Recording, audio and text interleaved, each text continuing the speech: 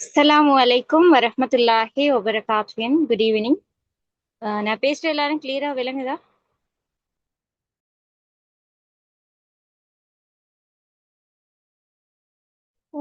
விளங்குது.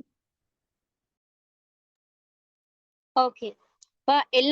இப்ப நான் உங்களுக்கு ஒரு குரூப்ல போட்டு ஒரு சான்ஸ் தந்தேன். ஜியோகிராஃபி பாடத்துல வந்து உங்களுக்கு கஷ்டமா நீங்க ஃபேஸ் பண்ணக்கூடிய பகுதி என்னன்னு சொல்லி. இப்ப எல்லாரும் vote பண்ணிருந்தீங்க. இந்த இடைவிலக்கப்பட செஷன் தான் உங்களுக்கு கிளியர் இல்ல. இதுல தான் மார்க்ஸ் வந்து குறையுது. கொஞ்சம் ஹார்டான பகுதியா எங்களுக்கு இதை நாங்க பார்க்குவோம் அப்படின்னு சொல்லி. அந்த வகையில நான் சொல்லியிருந்தேன் எல்லாருக்கும் இந்த பகுதியில் உங்களுக்கு ஒரு பேப்பர் கிளாஸ் போட்டு ஃபுல்லா கிளியர் பண்ணுவேன். ஓகே. இப்ப இதுல வந்து நாங்க மெயினா இந்த இடைவிலக்க படம் உங்களுக்கு கட்டாயமா 20 மார்க்ஸுக்குள்ள ஒரு கேள்வியா வரும். அந்த வகையில நாங்க இவ்விடத்துல சில ஷார்ட் மெத்தட்ஸ், சில ட்ரிக்ஸ் வந்து தெரிஞ்சு வச்சிருந்தால் எங்களுக்கு இந்த பகுதியை கிளியரா ஃபேஸ் பண்ணிடும்.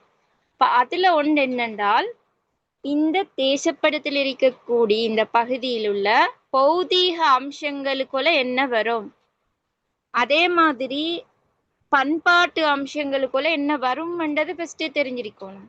அப்படி எங்களுக்கு அதெல்லாம் கிளியரா தெரிஞ்சிருந்தால் லேசா எங்களுக்கு இந்த பகுதியில இனங்காணல செய்யலும். ஓகே, அதுல நாங்க ஸ்டெப் பை ஸ்டெப் போவோம். அப்ப நான் ஃபர்ஸ்ட்டுக்கு இந்த மெத்தட் இதெல்லாம் சொல்லி தந்துட்டு தான் இந்த பேப்பருக்குள்ள போவேன். அப்ப அதனால வந்து லாஸ்ட் வரைக்கும் கொஞ்சம் எல்லாரும் இருங்க. இடையில வந்து லீவ் அப்படி ஒண்ணும் இல்லாம லாஸ்ட் வரை இருங்க. உங்களுக்கு ஒரு ஃபுல் தெளிவுண்டு வரும் இந்த பகுதியை கிளியரா செய்யறதுக்குள்ள மாதிரி. அதுக்கு பின்னால் உங்களுக்கு ஒரு சான்ஸ் தருவேன் என்னென்றால், கொஞ்சம் எல்லாரும் மைக்க மியூட் பண்ணிக்கோங்க. ஆனா ஹைமா நெதுர்ஷன். ஓகே, உங்களுக்கு வந்து ஒரு 12 மணி வரை ஒரு டைம் தார. அதுக்குள்ள செஞ்சவங்கத்த மட்டும் நான் பார்த்து சொல்லுவேன். அப்படின்னால் பாஸ் பேப்பர் கேள்விகள்ல வந்து 2019 2024 25 போன இயர் வரைக்குள்ள பேப்பர்ஸ் எல்லாம் உங்களுக்கு எந்த வருஷத்துல பேப்பர் இருந்தாலும் உங்களுக்கு கிளியர் இல்லா பகுதிகள் இருந்தால் நீங்க அதை செஞ்சு அனுப்பினீங்கன்னா நான் அதை கரெக்ஷன் பார்த்து தருவேன். எத்தனை மணி தந்திக்கிறது? இன்னைக்கு நைட் 12 மணி. இந்த கிளாஸ் முடியும் உங்களுக்கு ஒரு 8:30 மாதிரி நான் முடிப்பேன்.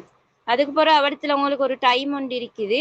அதுக்குள்ள வந்து உங்களுக்கு அந்த பாஸ் பேப்பர்ஸ் இப்போ நான் சொன்ன அந்த எருக்குள்ள உள்ள பாஸ் பேப்பர்ஸ் வந்து நீங்க செஞ்சு அனுப்பினீங்கன்னா அதுல என்ன பிழை அதை வந்து நான் கரெக்ஷன் பார்த்து தருவேன். அதுக்கு பிறகு அனுப்பினா பாக்குறது கொஞ்சம் கஷ்டம். ஏண்டால் அங்கே நான் செமினாரிஸ் இதெல்லாம் அரேஞ்ச் பண்ணிக்கிறதால அதோட இந்த ப்ராக்டிக்கல் டேட செமினார் டே டியூட் வந்து எக்ஸ்பெக்டட் டியூட்டும் ரெடி பண்ணிட்டு இருக்கிறதால கொஞ்சம் அந்த புறவு பார்க்கறது ஒரு டைம் ஒன்று இல்லை.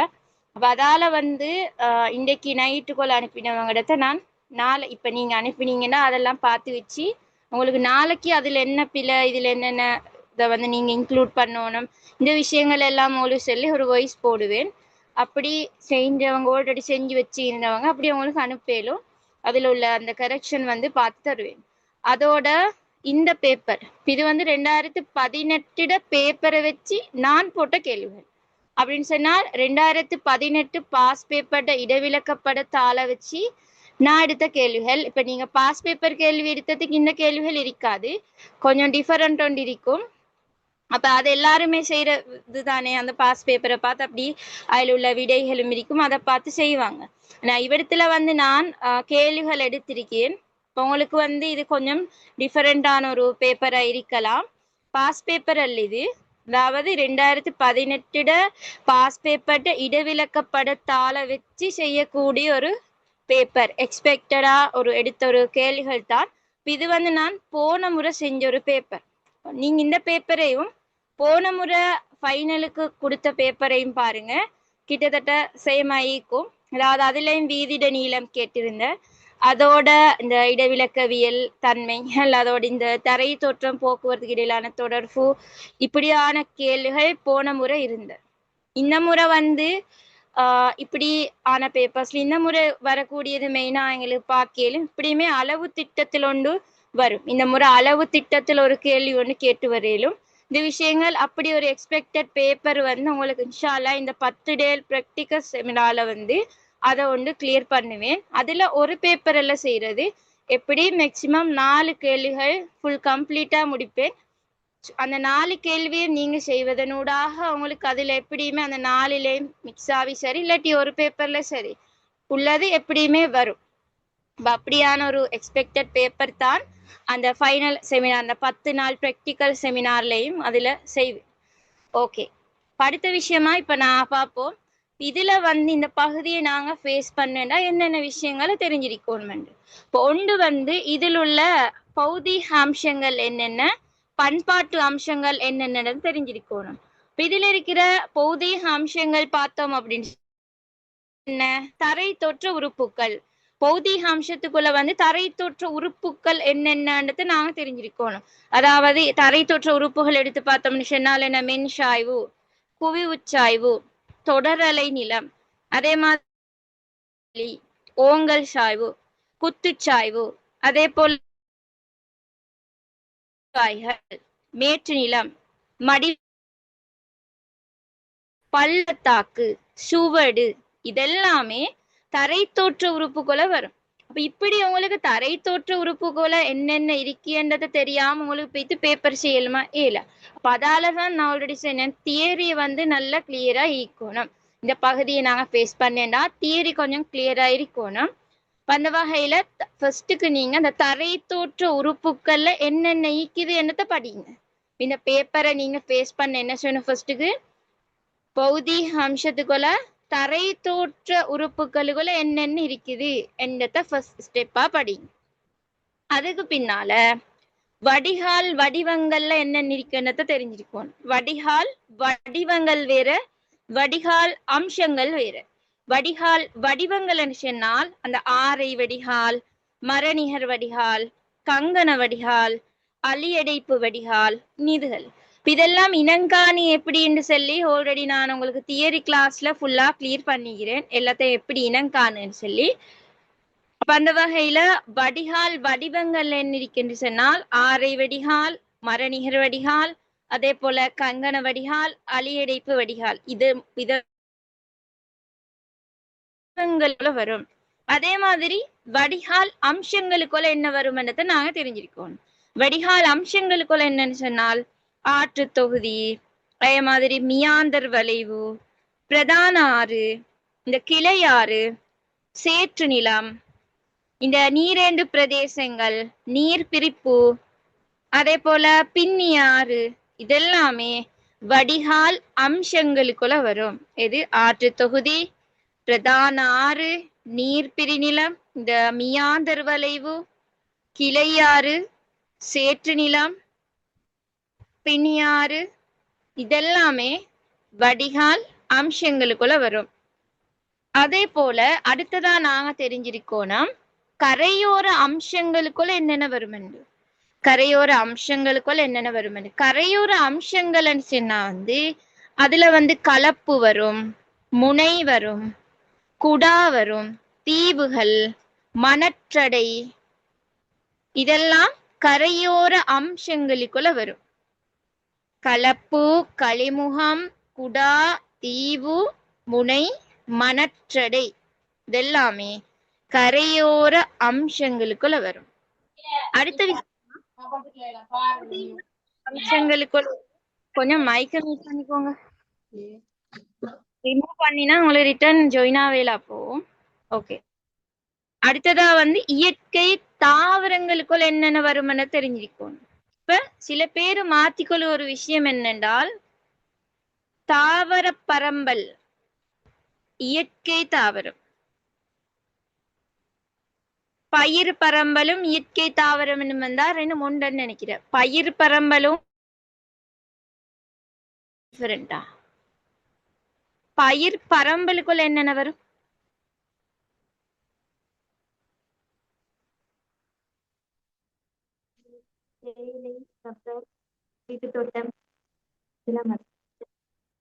அதாவது பயிர் பரம்பல் வந்து பண்பாட்டு அம்சங்களுக்குள்ள வரும். அதாவது மனிதர்களால செய்யப்படக்கூடிய பயிர் செய்கை, பயிர் பயிர் அதாவது என்ன, வீட்டு தோட்டம், நெற்பயிர் செய்கை, ரப்பர் பயிர் செய்கை, தேயிலை, இதெல்லாமே பயிர் பரம்பல் பயிர் செய்கையில வரும். இயற்கை தாவரம் கேட்டா வந்து அதுல காடு, புல் நிலங்கள், பற்றை காடுகள், அதே மாதிரி கண்டல் தாவரங்கள், முட்புதர்கள், சதுப்பு நிலங்கள், இதெல்லாமே இயற்கை தாவரங்களுக்குள்ள வரும். இது ரெண்டும் எல்லாருமே மாத்திக்கொள்ளக்கூடிய விஷயம். அதான் இதை ஃபர்ஸ்டோட சொல்லிக்கிறேன். இதுக்கு பிறகு இந்த பிழை வரப்படாது. இயற்கை தாவரம்னு கேட்டது அவடத்துல மனிதர்களால செய்யப்பட்ட அந்த பயிற்சியிட பேரையும் கொடுக்குற. இப்ப உங்களுக்கு கேட்டு வரும் பின்வரும் இந்த படத்தில் உள்ள இயற்கை தாவர பரம்பல் 2 குறிப்பிடுகன்னு சொல்லி. இப்ப அப்படி வந்தது அவடத்துல அவங்களுக்கு அந்த இதுகளை கொடுக்கறத விட அங்கே அந்த இயற்கையா இருக்கிற தாவரங்கள், இந்த காடுகள் இருக்குதா, பற்றை காடுகள் இருக்குதா, முட்புதர்கள் இருக்குதா, புல் நிலங்கள் இருக்குதா, கண்டல் தாவரம் இருக்குதா, சதுப்பு நிலங்கள் இருக்குதா, இந்த கொடுக்கும். பயிர் பரம்பலன்னு கேட்டா வீட்டு தோட்டம் இருக்குதா, ரப்பர் பயிற்சிகை இருக்குதா, தேயிலை பயிற்சிகை இருக்குதா, இந்த விஷயத்த பார்த்து நான் கொடுக்கணும். ஓகே, அடுத்ததா நாங்க இவ்விடத்துல தெரிஞ்சிருக்க வேண்டியது ஒவ்வொரு உறுப்புகளையும் அதோட போட்டோ, இந்த விஷயங்கள் அதை கிளியரா தெரிஞ்சு இப்பீங்க. பொதுவா எல்லாரும் இந்த முறையில் செய்யறவங்களா இருந்தா அவங்களுக்கு தெரியும். அடுத்ததா நாங்க இவ்விடத்துல இனங்காணல்ல தெரிஞ்சிருக்க வேண்டிய அடுத்த விஷயம் என்னன்னா எல்லைகள். எல்லைகளை தெரிஞ்சிருக்கணும். எல்லைகள்னு சொன்னால் என்ன? இப்ப சில பேருக்கு இந்த கேள்விகள் அதுல எல்லை என்றாலே என்னன்னு தெரியா. ஒரு கேள்வி சில பேரு அந்த எல்லை என்றால் என்னன்னு தெரியா. எல்லை என்று சொல்றது அவடத்துல அந்த உள்ள ஒவ்வொரு குறியீடுகளை கொண்டு இந்த சய இப்படி, அதே மாதிரி அந்த ஒவ்வொரு மாவட்டங்களை மாகாணத்தை காட்டிக்கிறேன். இதெல்லாம் தான் எல்லைகளுக்குள்ள வர. அப்ப எல்லைகள்னு சொன்னால் அதுல என்ன வரும்? பிரதேச செயலக பிரிவு ஒரு எல்லை, பிரதேச செயலக பிரிவு. அதே மாதிரி கிராம சேவையாளர் பிரிவு, நகர சபை, மாவட்டம், மாகாணம், இதெல்லாமே இதுக்குள்ள வரும், எல்லைகளுக்குள்ள வரும். அடுத்தது உங்களுக்கு இனங்காணல்ல வரையிலும் நீர் வளங்கள், நீரை பெற்றுக்கொள்ளக்கூடிய வழிமுறைகள். இவ்விடத்துல இந்த பயிற்சியை செஞ்சிக்கிறதுக்கு நீர் எப்படி உதவுது, இந்த நீரை பெற்று எங்களை நீரை பெற்று இப்படியான பயிற்சிகள் இவங்க மேற்கொண்டிருக்காங்க. ஸோ அப்படி பார்க்குற டைம்ல நீரை எடுக்கக்கூடிய இடங்கள் இந்த இடவிலக்கப்படத்தினூடாக எங்களுக்கு காட்டிலும் ஒன்று குளம். நீர் வழங்குற இடம் அப்படின்னு பார்க்கிட்டா குளம் இருக்கான்னு நீங்க பார்க்கணும். அடுத்தது அவடத்துல கால்வாய் இருக்கான்றத நீங்க பார்க்கணும். என்னென்ன கால்வாய் இருக்குது, கால்வாய்ங்களை போறது இப்படி காட்டிக்குதா, அதுக்கண்டு சொல்லி குறியீடுகள் இருக்குது. அப்ப நான் அதை குரூப்ல உங்களுக்கு போடியேன். அது எல்லாத்தையும் இருக்குமென்னு நினைக்கிறேன், அதோட குறியீடு, அந்த படம். அப்ப அதை பார்த்து உங்களுக்கு அதுக்குள்ள ஆன்சர்ஸ் குடிக்கலும். இப்ப குளம் இருக்குதா, கால்வாய் இருக்குதா, அணைக்கட்டு இருக்குதான்றத பாருங்க. இருந்துன்னு சொன்னா நீர் வழங்கும் முறை என்று கேட்கிட்டு இந்த விஷயங்கள் எல்லாம் விடத்தில் இருக்குது, அதால் இவங்க நீரை பெற்றுக்கொள்ளுவாங்கன்றத உங்களுக்கு எழுதிடும். அடுத்தது பயிர் நிலங்கள். பயிர் நிலங்கள் என்று சொல்லிக்கிட்ட என்ன? நெல், தென்னை, தேயிலை, ரப்பர், வீட்டு தோட்டம், வேறு பயிர்கள், இதெல்லாமே பயிர் நிலங்கள், பயிர் பரமல் இப்படி கேட்டால் நீங்க எழுத வேண்டிய விஷயங்கள். அடுத்ததா நீங்க இனங்காணல்ல தெரிஞ்சிருக்க வேண்டியது போக்குவரத்தும் அதோட தொடர்பு கொண்டிருக்கக்கூடிய அம்சங்கள். அப்படின்னால் அந்த உங்களுக்கு தந்திக்கிற படத்துல எப்படி கேட்பாங்கன்னு சொன்னால், இந்த இடவிலக்க படத்துல இந்த 1:50,000 இந்த இடவிலக்க படத்துல காட்டப்பட்டிருக்கிற போக்குவரத்து அம்சங்கள் என்ன, இல்லாட்டி போக்குவரத்துக்கும் வலைப்பின்னலுக்கும் இடையிலான தொடர்பு. அதுக்கும் ஒரு நல்ல ஒரு மெத்தட் உங்களுக்கு அடுத்ததா காட்டி தருவேன். போக்குவரத்துக்கும் தரை தோற்றத்துக்கும் இடையிலான தொடர்பு. இந்த கேள்விகள் வந்தால் எப்பயும் கொடுக்கக்கூடிய சில ஆன்சர்ஸ் இருக்குது, அதை கொடுத்தா உங்களுக்கு விளக்கம் எழுதுவேன். அப்ப போக்குவரத்தும் அதோட தொடர்புடைய அம்சங்களும் பார்த்தோம்னா ஒன்று இங்கிலீஷ் சொல்லும் பிரதான வீதி இருக்குதா, ஏத்தர பிரதான வீதி, வீதி இப்படி இருக்கும். அப்ப அந்த பிரதான வீதிக்கான பார்க்கும் அது என்ன? போக்குவரத்து சேர்த்துக்குள்ள உண்டு. அதே மாதிரி அந்த உங்களுக்கு தந்திக்கிற படத்துல சிறு வீதி இருக்குதா, சிறு வீதி இருக்குதா மஞ்சள் நிறத்துல. அதே மாதிரி அந்த படத்துல வண்டி பாதை இருக்குதா, இந்த படத்துல ஓடத்துறை இருக்குதா, சுரங்க வழி இருக்குதா, பாலம் ஒன்று போதா. அதே மாதிரி ஒற்றையடி பாதை இருக்குதா? ஓகே, இந்த விஷயங்கள் எல்லாம் தான் போக்குவரத்தோடு தொடர்புடைய அம்சங்களுக்குள்ள வரும். அடுத்ததா நீங்க இடத்துல தெரிஞ்சிருக்க வேண்டியது, இந்த பகுதியை ஃபேஸ் பண்றதுக்கு புகையிரத வீதிகள் தெரிஞ்சிருக்கணும். அதாவது தனிப்பாதை, புகையிரத நிலையம், இப்படியான விஷயங்கள். அதே மாதிரி அந்த குடியிருப்புகள் இருக்குதான்றதை தெரிஞ்சிருக்கணும். குடியிருப்புகள் இருக்குமே, சிலது கொத்தனி குடியிருப்பா இருக்கும், சிலது சிதறல் குடியிருப்பா இருக்கும், இல்லாட்டி நேர்கோட்டு குடியிருப்பு இருக்கும். அப்ப இந்த விஷயங்களை தெரிஞ்சிருக்கணும். அதே மாதிரி அரசிட பொது கட்டடங்கள் உங்களுக்கு கேட்டு வர, அரசிட பொது கட்டடங்கள் கேட்டு வந்தா அதுல என்ன கொடுக்குற? பொது கட்டடங்கள் என்ன இருக்க கிட்ட? வைத்தியசாலை, வேற தபால் நிலையம். ஏண்டா நான் நிறைய நிறைய குரூப்கள் வச்சு இல்ல, 2 குரூப் தான். அதை வச்சு அவங்களுக்கு அதுக்குள்ள கிளாஸஸ் அப்படி போடுற ஒன்று ஜியோகிராஃபி அண்ட் தமிழ் சொன்ன ஒரு குரூப் உண்டு. அதே மாதிரி இந்த சேனல் அதுல ஒன்றுல ஃபுல் ஆக்கல் ஃபுல், இன்னொன்றுல குரூப் 2ல எல்லாரும் ஜாயின் ஆவேலும். இப்போ நான் அதோட லிங்கை உங்களுக்கு செட்ல போடியேன். அதுல இல்லாதவங்களுக்கு பார்த்து ஜாயின் ஆகிக்கும்.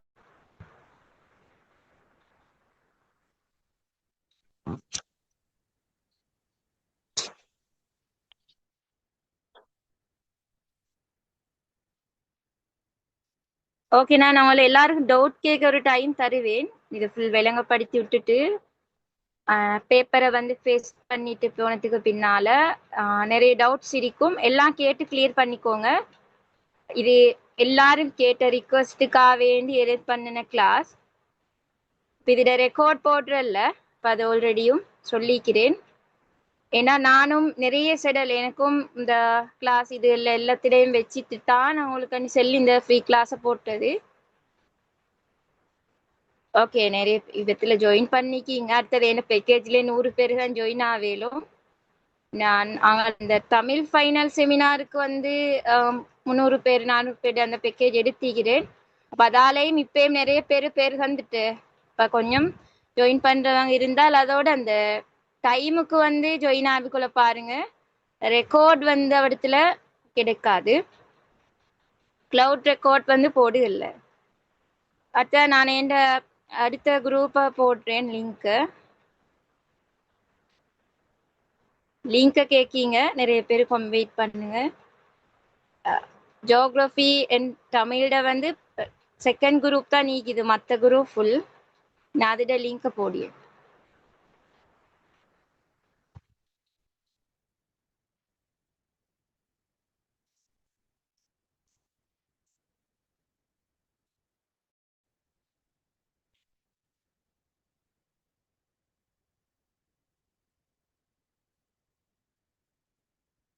இந்த பகுதியில நிறைய டவுட் ஈகும், எல்லாம் கேட்க டைம் தார. அதான் நான் சொன்னேன் லாஸ்ட் டைம் வரை இருங்க, நிறைய டவுட் உங்களோட கிளியர் ஆகும். அடுத்ததா இந்த லிங்க் இதை போட்டிக்கிறேன், அதுல ஜாயின் ஆயிக்கோங்க குரூப்ல இல்லாத ஸ்டூடெண்ட்ஸ்.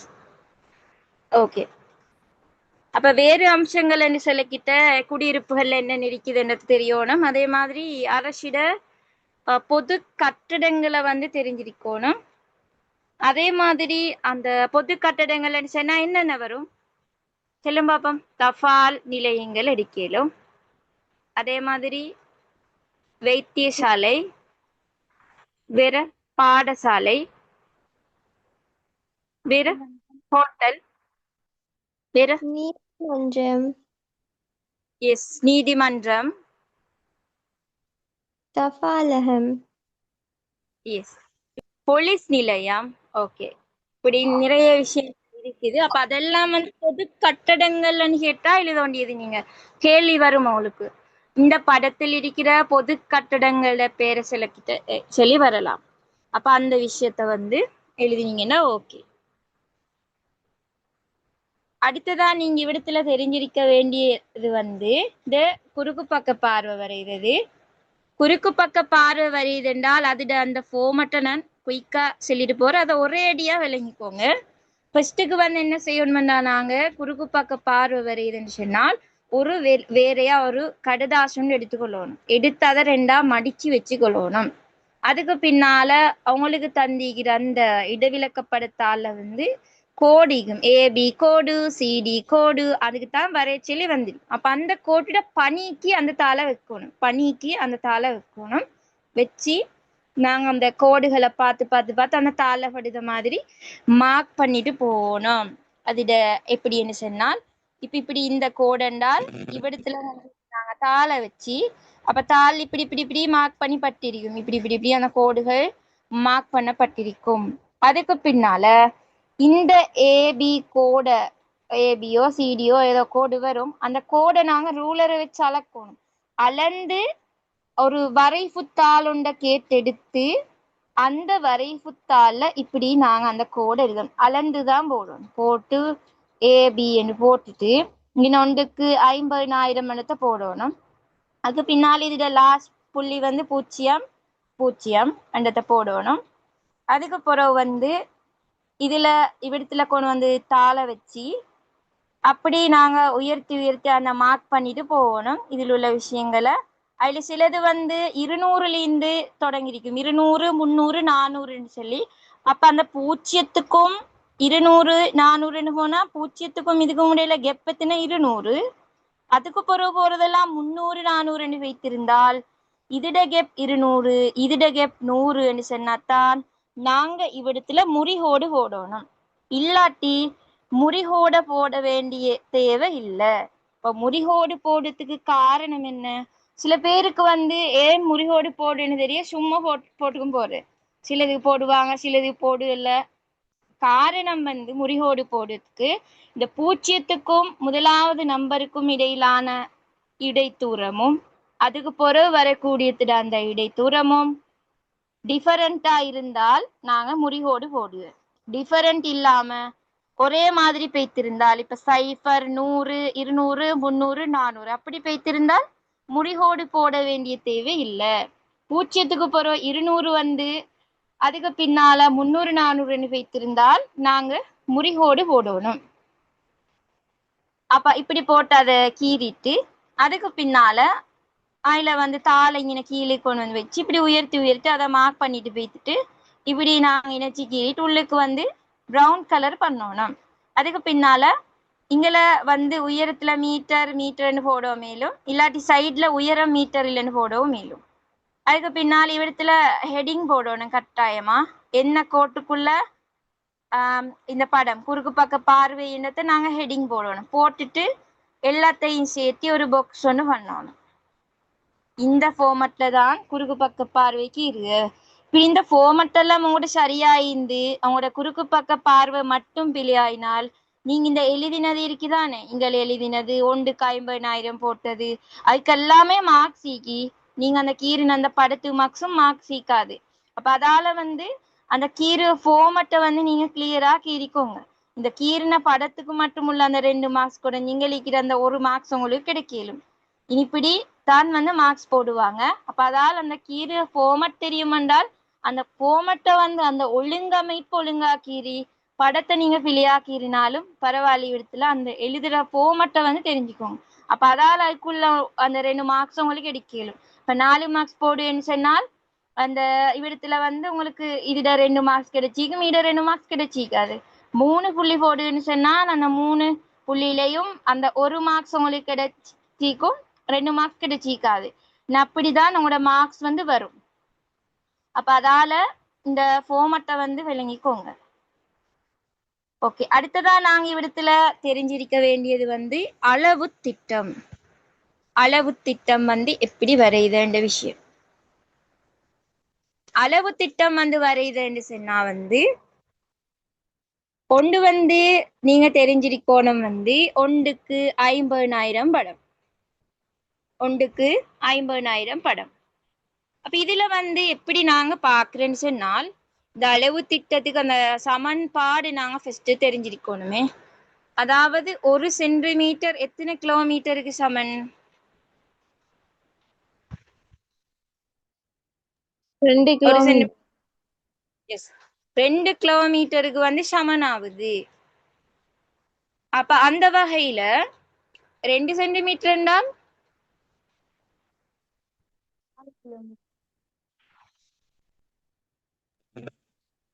2 சென்டிமீட்டர் 1 கிலோமீட்டருக்கு சமம்.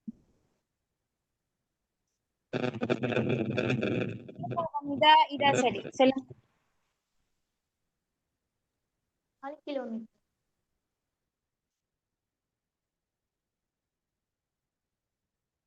இப்ப ஒருத்தர் சொன்னீங்க 2 சென்டிமீட்டர் 2 சென்டிமீட்டர் 1 கிலோமீட்டர் உண்டு. இன்னொருத்தர் சொன்னீங்க 1 சென்டிமீட்டர் 2 கிலோமீட்டர் உண்டு.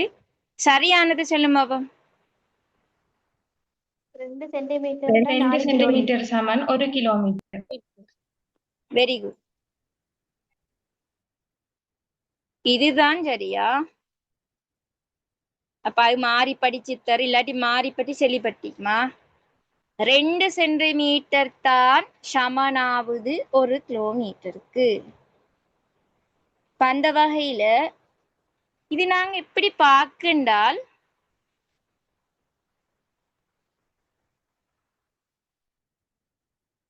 ஒரு படத்தை நாங்க பார்க்க டைம்ல 1 சென்டிமீட்டர் சமன் 50,000 சென்டிமீட்டர். 1 சென்டிமீட்டர் சமன் 50,000 சென்டிமீட்டர் வந்தென்றால் அதுக்கு நாங்க பார்க்கணும் எந்த ஒன்றையும் பிரிக்கிறதுக்கு என்ன செய்வோம்னா 1,00,000 நாங்க பிரிக்கணும். எந்த ஒன்றுக்கு உங்களுக்கு அளவு திட்டப்படம் நீங்க பாக்குறாலும் என்ன செய்யணும் 1,00,000 நீங்க பிரிக்கணும். 25,000 வந்தாலும் சரி 50,000 வந்தாலும் சரி அதே போல 10,000 வந்தாலும் சரி 1,00,000 பிரிச்சீங்கன்னா உங்களுக்கு கிலோமீட்டருக்கு மாத்தேலும். கிளியரா சொன்னது? இப்ப இவ்விடத்துல பாருங்க 50,000 1,00,000 பிரிக்கிறா. அப்ப எத்தனை வருது? 1 சென்டிமீட்டர் சமன். இவ்விடத்துல பெரியசா ஒன்று யோசிக்கல. எந்த ஒன்று வந்தாலும் நாங்க 1,00,000 1,00,000 பிரிக்கணும். ஓகே, அப்ப 1 சென்டிமீட்டர் எத்தனை கிலோமீட்டர் வருது? இப்ப இப்படி இப்படி பிரிச்சு பார்த்தா இங்கே வெட்டு தெரியுமே எல்லாருக்கும். அப்ப எத்தனை வரும்? 1/2 கிலோமீட்டர். எஸ், 1/2 கிலோமீட்டர், அதாவது 0.5 கிலோமீட்டர். அப்ப ஒன்றுக்கு 50,000 படம் பார்த்தோம்டா ஒன்றுக்கு 50,000 சென்டிமீட்டர் சமன் ஆகுது என்ன 1/2 கிலோமீட்டருக்கு. அப்ப 1 சென்டிமீட்டர் பார்த்தோம்னால் 1/2 கிலோமீட்டர். ஆகவேதான் எத்தனை வருது? அப்ப 1 சென்டிமீட்டர் எத்தனை கிலோமீட்டர்? 1 சென்டிமீட்டர்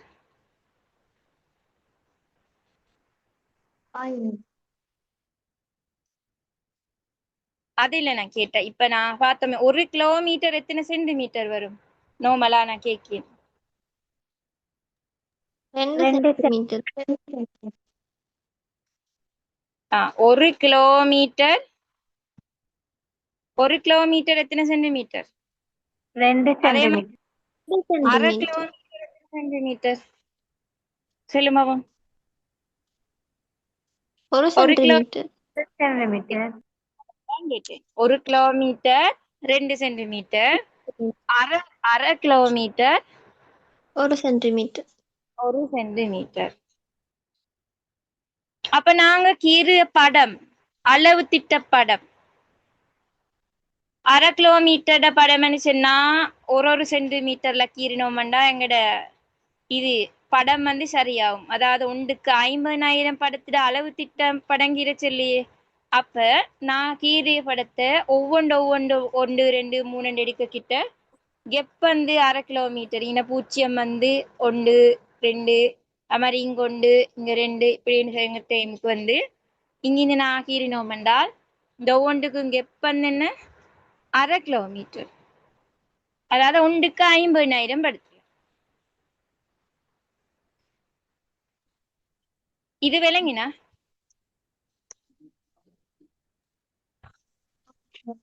அடுத்ததான் நாங்க இன்னொன்று பார்ப்போம். இதுக்கு சொல்லுங்க. இப்ப இலேசான ஒரு வழி காட்டி தந்தீங்க. ஓகே, 1 சென்டிமீட்டர் சமன் 25,000 மணி தந்திருக்குது. அதாவது இப்போ ஒன்றுக்கு 25,000 படம் ஒன்று வரையப்பட்டால் அதுல 1 சென்டிமீட்டர் எத்தனை கிலோமீட்டர் இந்த ஒரு கேள்வி கேட்டிக்குது. என்ன கேள்வி? ஒன்றுக்கு 25,000 அளவு திட்ட படத்துல 1 சென்டிமீட்டர் எத்தனை கிலோமீட்டர்னு கேட்டிக்குது. ஓகே, இதுக்குள்ள கணக்கு நாங்க எப்படி செய்த? எந்த ஒன்றை கேட்டாலும் என்ன செய்யணும்? சென்டிமீட்டர்ல கிலோமீட்டர் எத்தனைன்னு கேட்டா கிலோமீட்டருக்கு மாத்த என்ன செய்யணும்? ஒரு லட்சத்தால பிரிக்கணும். 1,00,000 பிரிக்கணும். ஓகே, அப்ப 25,000 வந்துக்கிட்டா 1 சென்டிமீட்டர் சமன் 25,000 கீழ் 1,00,000. ஓகே, அப்ப இப்படி இதை வந்து பிரிச்சோம்டா எத்தனை வரும்? 1/4. எஸ், 1 சென்டிமீட்டர் சமன் 4 கிலோமீட்டர். ஓகே, அப்ப ஒன்றுக்கு 25,000 படம் கீரை கிட்ட 1 சென்டிமீட்டர் கெப்ல எத்தனை கிலோமீட்டர் வரணும்? 4 கிலோமீட்டர். 4. ஓ, எஸ், வெரி குட். 4 கெப்ல நாங்க ஒன்று எடுத்து கீறோணும். 25,000 படம் வந்தண்டா. ஓகே, இப்ப விளங்கிட்ட எல்லாரும்? இத ஃபார்மட் கிளியரா?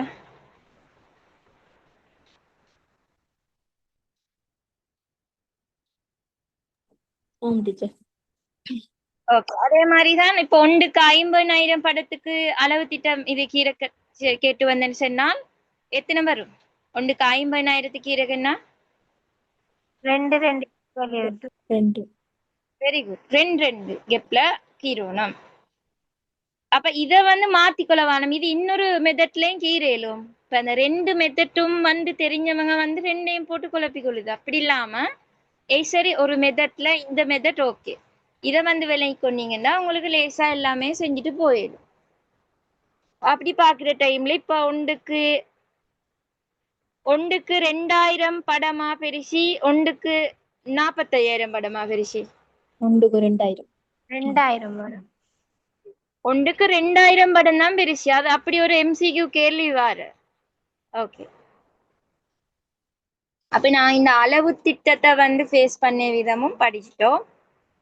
ஓகே, கொஞ்சம் வெயிட் பண்ணுங்க, அதான் முடிஞ்சதும் ஸ்டார்ட் பண்றேன். அதுல வந்து தொடர்பு சொல்லித்தாரேன்.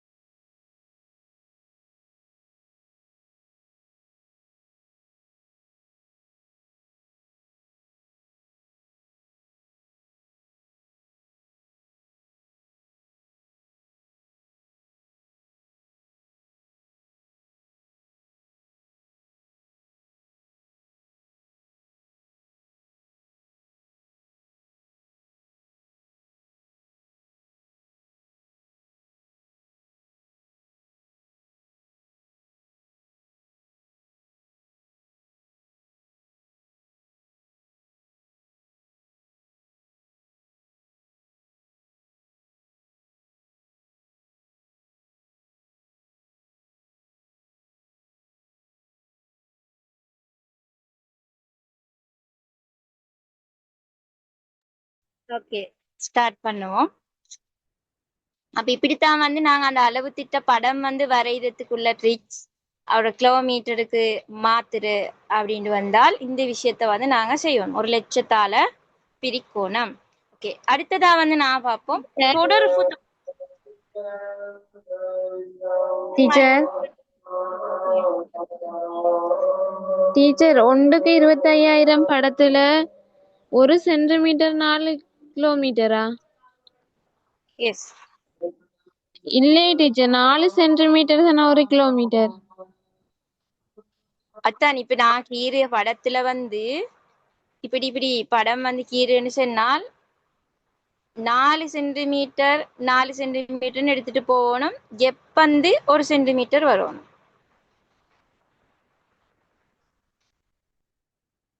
கிளியரா?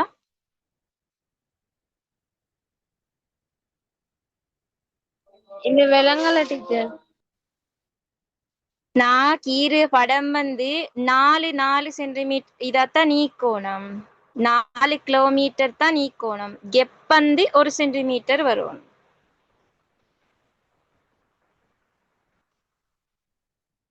விளங்கினா? விளங்கிட்டு டீச்சர். ஓகே, அடுத்ததா நான் பார்ப்போம் தரைக்கும் வடிகாலுக்கும் இடையிலான தொடர்பு. இப்ப வந்து ஒவ்வொரு தொடர்பு ரீதியாக பார்ப்போம். அப்படின்னு சொன்னால் என்ன? மானிட மானிட தொடர்பு இருக்குது, பௌதீக பௌதீக தொடர்பு இருக்குது, பௌதீக மானிட தொடர்பு இருக்குது, மானிட பௌதீக தொடர்பு இருக்குது. அந்த வகையில எங்களுக்கு வந்து பௌதீக பௌதீக தொடர்புல என்னென்ன விஷயங்கள் வரும் அதை ஃபர்ஸ்ட் நான் பார்த்துருவோம். பௌதீக பௌதீக தொடர்பு வந்தால் அதுல என்னென்ன வரும்? ஒன்று தரை தோற்றமும் வடிகாலும் கேட்கலும், அது பௌதீக பௌதீக தொடர்பு. இதுதான் நம்மளோட பேப்பர்ல வரக்கூடிய கொஞ்சம் ஹார்டான கேள்வி. எது? தரை தோற்றத்துக்கும் வடிகாலுக்கும் இடையிலான தொடர்பு. இது வந்து பௌதீக பௌதீக தொடர்புல உண்டு. வேற பௌதீக பௌதீக தொடர்பு என்ன கேட்கலாம்?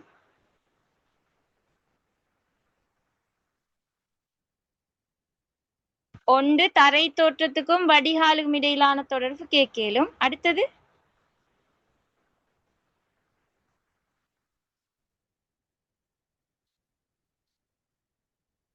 இப்ப எக்ஸாம் கிட்ட இன்னும் 1 மாசம் தான் நீக்கி. இந்த கேள்வி லேசான ஒரு கேள்வி தான் கேட்டீங்க. நான் கேட்டது பௌதிக தொடர்பு. அதுல ஒன்று தரை தோற்றம் வடிகாலும் வரும். தரை தோற்றமும் ஒரு பௌதிக அம்சம், வடிகாலும் ஒரு பௌதிக அம்சம். அப்ப இது ரெண்டுக்கும் இடையிலான தொடர்பு கேட்டு வார. அதே மாதிரி வேற நீர் வடிகால் அம்சம் தாவர பரம்பல். எஸ், அதுக்கு வந்து வரும் எப்படின்னா தரைக்கும் வடிகாலுக்கும் இடையிலான தொடர்பு. அதே மாதிரி இயற்கை தாவரத்துக்கும் தரை தோற்றத்துக்கும் இடையிலான தொடர்பு.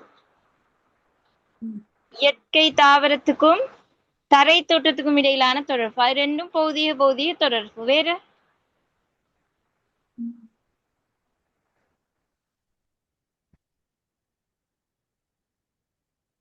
தரை தோற்றத்தில் சரி. நீர் வடிகால் அம்சத்தின் செல்வாக்கு.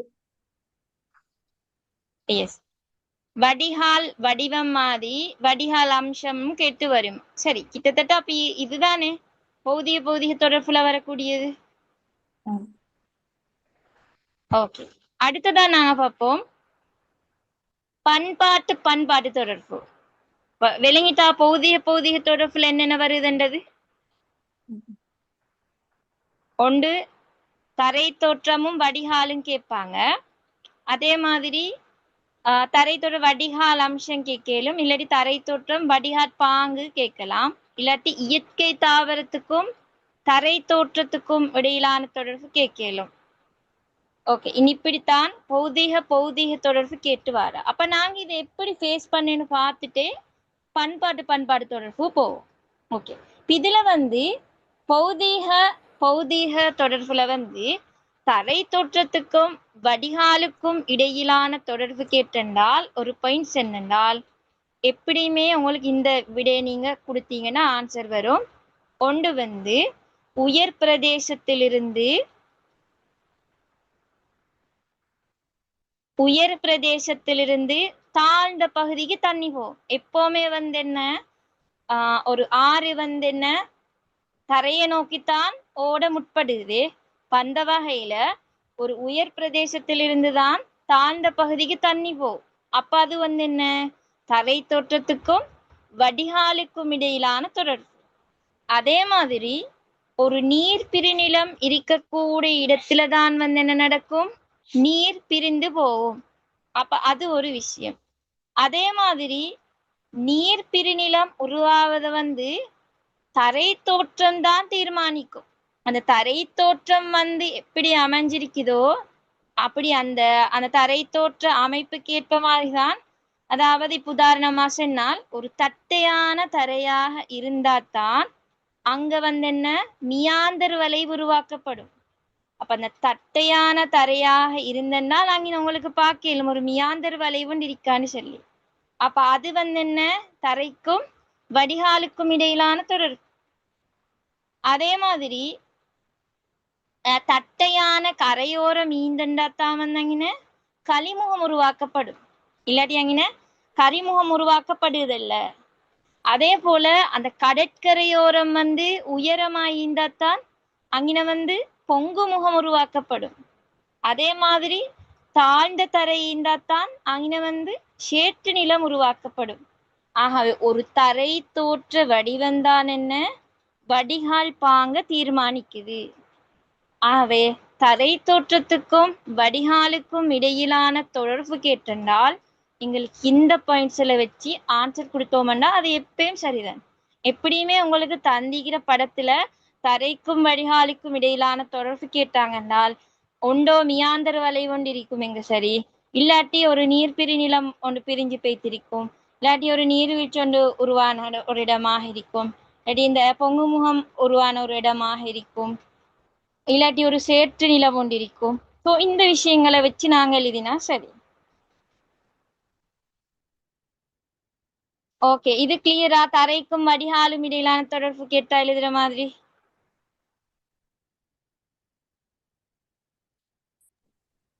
இதுல ஓகே.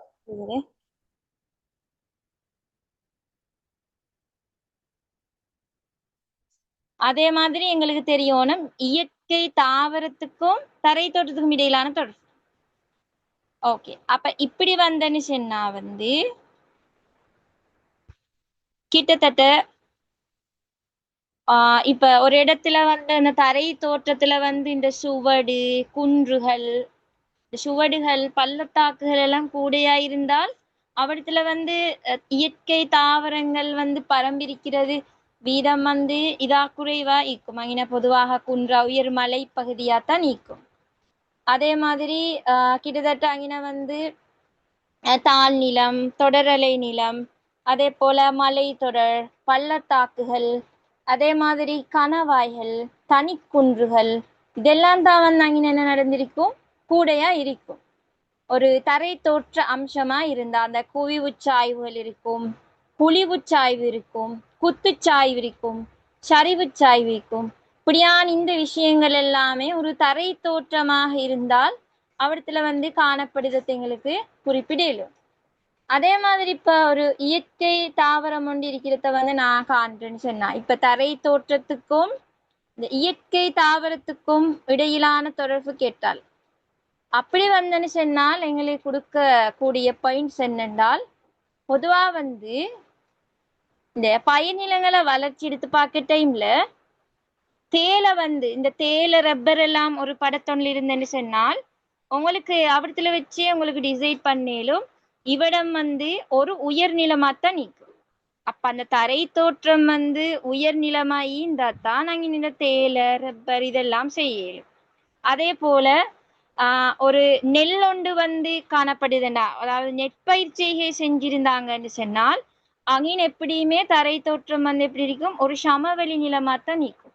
அதே மாதிரி அவடத்துல குளம் வந்திருந்தா, ஒரு குளம் ஒன்று அமைக்கப்பட்டிருந்தால் அங்கின் எப்படியுமே இந்த நீர்ப்பாசனம் மேற்கொள்ளுவாங்க. அதே மாதிரி இந்த ஆறுகள், இந்த வடிநிலங்கள் இருக்கு, அப்படியான அந்த ஆறுகள், குளங்கள், சமவெளியான நிலம் இப்படி எல்லாமே இருந்தென்றால் அங்கே எப்படியும் நெற்பயிர் செய்கை செய்யப்பட்டிருக்குது.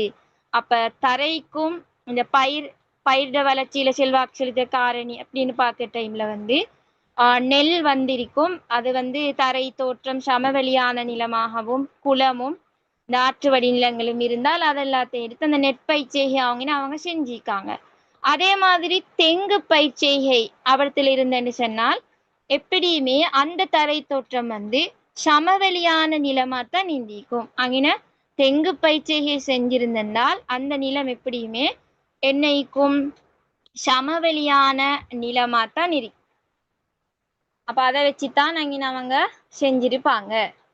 ஆகவே ஒரு தரை தோற்றத்தை பொறுத்து இந்த நெல் தெங்கு தேயிலை ரப்பர் வந்து பார்த்தோம்னா மென்சாய்வான தரையிலையும் காணப்படும்.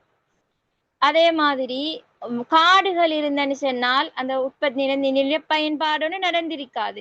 இப்ப எங்களுக்கு வந்து கேட்கலாம் எப்படின்னா நில பயன்பாடு மட்டுப்படுத்தப்பட்டமைக்கான காரணம், அதாவது இந்த நிலத்தை பயன்படுத்தி ஒரு பயிற்சியோ இல்லாட்டி கட்டடங்களோ ஏதோ ஒன்றுமே நடைபெறல, ஒரு குடியிருப்பொண்டு உருவாக்கப்பட்டில்லை அப்படின்னு சொன்னால் அங்கே என்ன நடந்திருக்கும்?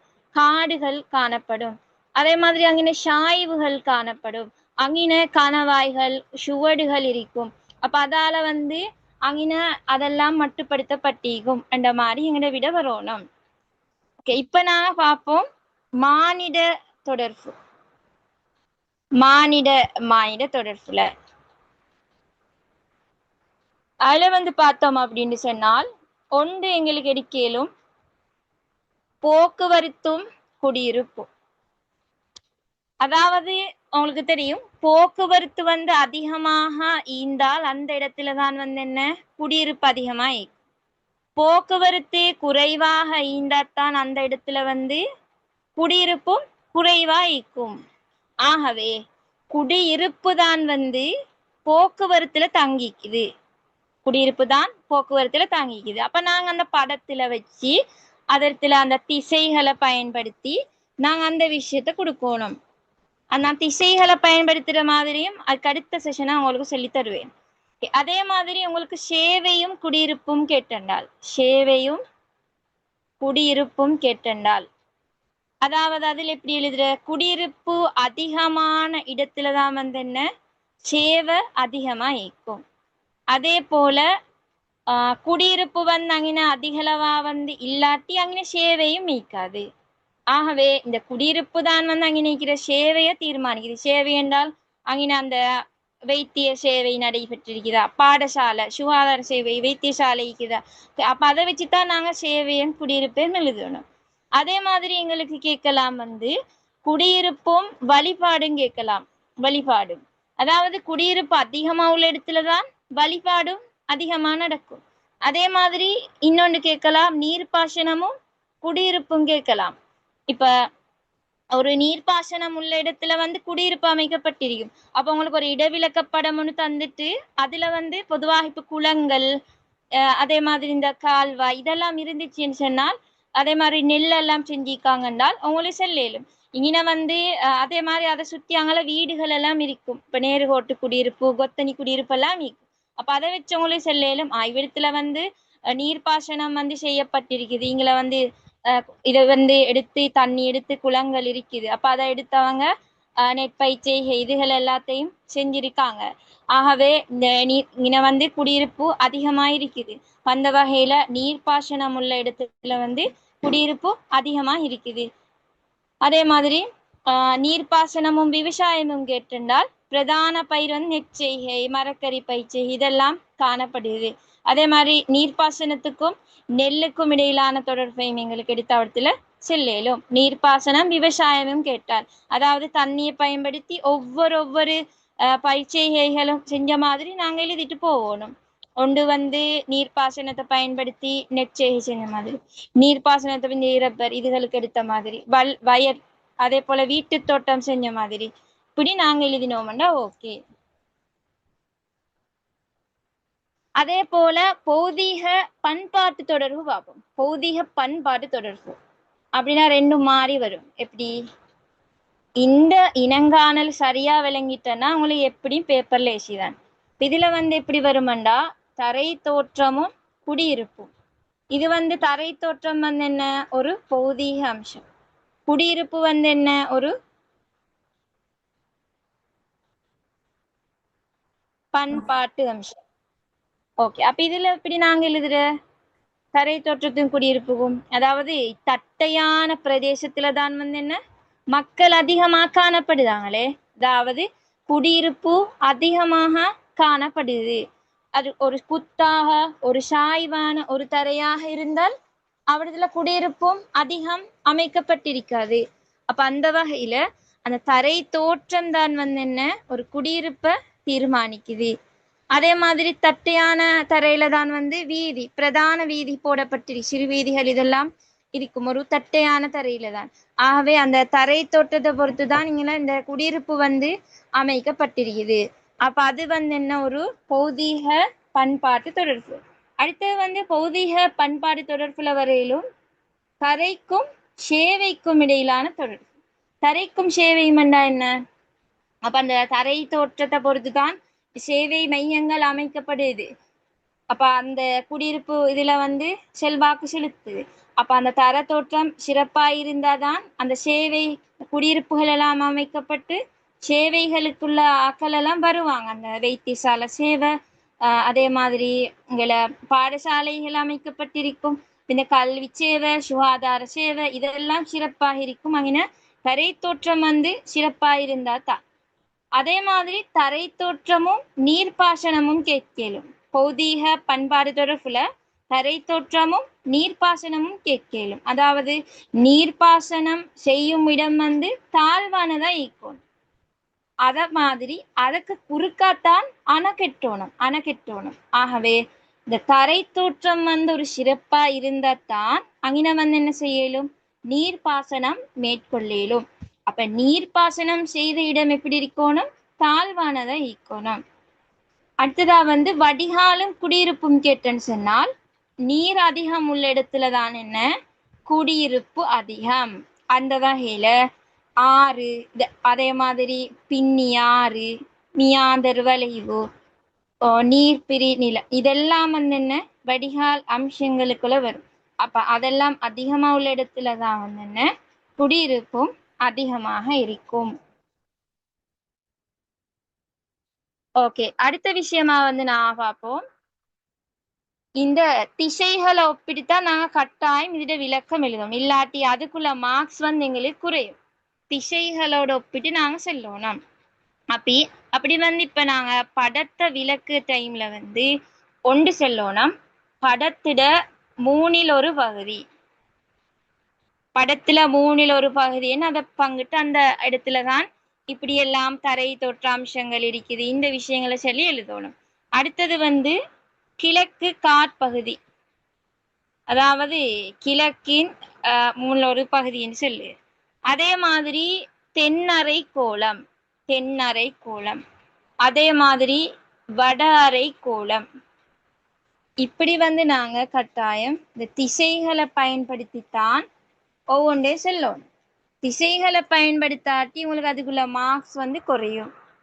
அதே போல வேற என்ன சொல்லுன்னு சொன்னால், எல்லைகள்ல வந்து பார்த்தோம் என்றால் வடக்கு மூலையில், தெற்கு மூலையில், கிழக்கு மூலையில், மேற்கு மூலையில், இல்லாட்டி வடக்கு பகுதியில தெற்கு பகுதியில, அப்படி அந்த கிழக்கு மூலை தெற்கு மூலை அப்படி அந்த விஷயங்களை நான் கொடுக்கணும். அதே மாதிரி வடகீழ் மூலை, தென்கீழ் மூலை, வடமேல் மூலை, தென்மேல் மூலை, இனிப்படி இந்த வேர்டுகளை நாங்க யூஸ் பண்ணணும்.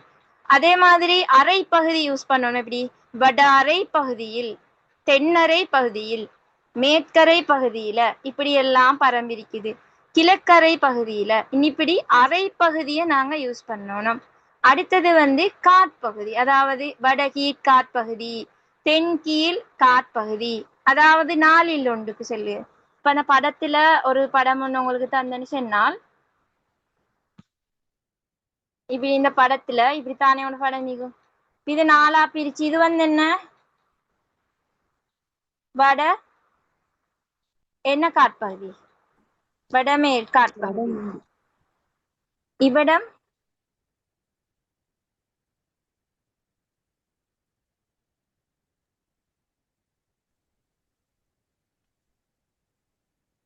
தெற்கு, இது தென்கீழ், இது தென்மேல், இது வந்து வட மேல், இது வட கீழ். இப்படி அந்த விஷயங்களை வந்து நான் போட தெரிஞ்சிருக்கணும், 4ல் ஒரு பகுதியா பிரிச்சு. அதே மாதிரி படத்துல வந்து இப்படி பிரிச்சுன்னு சொன்னால் இது வந்து வட அரை பகுதி, இது வட அரை பகுதி, இது தென் அரை பகுதி, 2ஆல பிரிச்சார். இப்படியும் எங்களுக்கு போட்டு சொல்லலும், வட அரை பகுதி தென் அரை பகுதின்னு சொல்லி. அடுத்த வந்து மூலைகள், வடகீழ் மூலை, தென்கீழ் மூலை, வடமேல் மூலை, தென்மேல் மூலைன்னு சொல்லி. அடுத்த வடக்கு பகுதியில, தெற்கு பகுதியில, கிழக்கு பகுதியில, மேற்கு, இப்படி அந்த விஷயங்களை கொடுத்து எழுதணும்.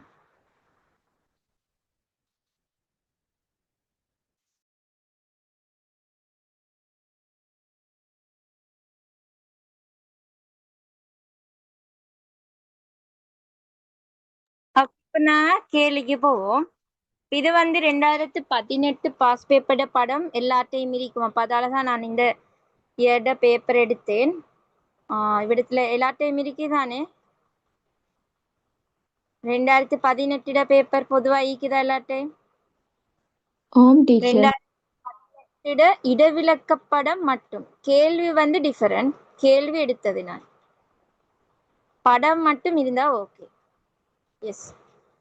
அப்ப அந்த படத்துல வந்து கையில் இருக்கணும் எல்லாத்தையும். பல இலங்கை நில அளவை திணைக்களத்தினால் வெளியிடப்பட்ட 1/50,000 அளவு திட்டத்தில் அமைந்த ஹெங்குரங்கெத்த இடைவிலக்கப்படத்தின் ஒரு பகுதி உமக்கு தரப்பட்டுள்ளது. அதில் சமஉயர கோடுகளின் இடைவெளி 20 மீட்டரினால் காட்டப்பட்டுள்ளது. அப்படத்தினை பயன்படுத்தி பின்வரும் வினாக்களுக்கு விடை எழுதுக. அப்ப அதுல படத்தை வந்து இப்ப நான் உங்களுக்கு ஸ்கிரீன்ஷாட் பண்ணுவேன். அதுல முதலாவது கேள்வி போட்டிக்குது என்ன? படத்தில் A மற்றும் B ஆகிய நாட்பக்களினால் காட்டப்பட்டுள்ள 2 தரை தோற்ற அம்சங்களை பெயரிடுக. ஓகே, படத்துல A, B ஆகிய நாட்பக்களால காட்டப்பட்டிருக்கிற 2 தரை தோற்ற அம்சங்களை தான் கேட்டிக்குது. A மற்றும் B ஆகிய நாட்பக்களினால் காட்டப்பட்டுள்ள. இப்ப நாங்க இவ்விடத்துல பார்ப்போம், AB என்று சொல்லக்கூடிய நாட்பக்கல்ல காட்டுகிற அம்சம் என்னன்னு சொல்லி. ஓகே, இப்ப எல்லாரும் கையிலிக்கும் படம், அதுல தேடும் பார்க்கும்.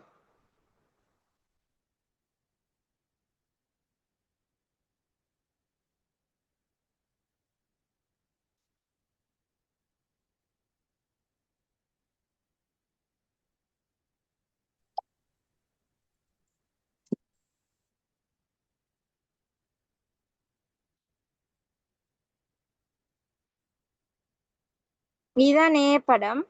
இது அடுத்ததா B.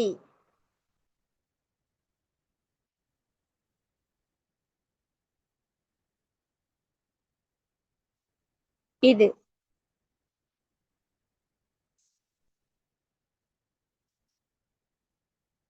கொஞ்சம் கிட்ட ஆக்கி பார்க்கணும். கையில படம் இருந்தா கிளியரா செய்யலும் எல்லாருக்கும். இவ்விடத்துல வந்து அந்த மெயினா மியாந்தர் வலைதுகள் போற ஒரு இடமா ஈக்குது. செல்லும் பாபம், ஏண்ட படம் என்ன தேண்டு கிட்டவாக்கி பாருங்க, அதுக்குள்ள ஈக்கும் இப்படி ரவுனுக்கு.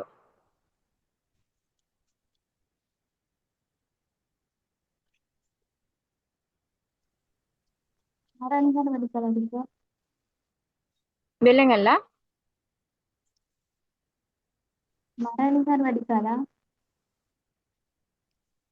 இல்லை, மரணிகர் வடிகால் ஷேப்ல வைத்தில்லை அது. பின்னி ஆறு. எஸ், பின்னி ஆறுக்குள்ள வந்திருக்குமே ஒன்று. பின்னி ஆறுக்குள்ள ஒண்டிருக்குமே இன்னொண்டு. பின்னி ஆறுக்குள்ள ஒரு பின்னி ஆறு ஒன்று இருந்தா உள்ளுக்கு இருக்குமே. ஆற்றிடேத்தியவா? Yes, very good. இப்ப ஒரு பின்னி ஆறு உண்டு இப்படி, இந்த இப்படித்தானே பின்னி ஆறு, அதுல உள்ளுக்கு இப்படி ஒன்னு இருக்குமே, என்னது அது? ஆற்றிடை தீவு. Yes, very good. அதுதான் அது, ஆற்றிடை தீவு. நல்லா பாருங்க, இது விளங்கும். இப்ப இதெல்லாம் கொஞ்சம் யோசித்து எடுத்த கேள்விகள் இதுல இந்த பேப்பர்ல நான் எடுத்த கேள்விகள். ஓகே, அடுத்தது வந்து பார்ப்போம். பி. பில என்ன இருக்குன்னு சொல்லி பார்த்து சொல்லுமா. பில, பி பழத்துல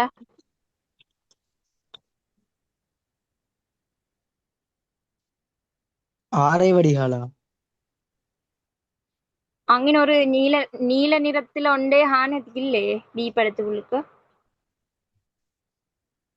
பி, சி அல்ல, பி. அங்க தொங்கல் நிக்கிற படம்.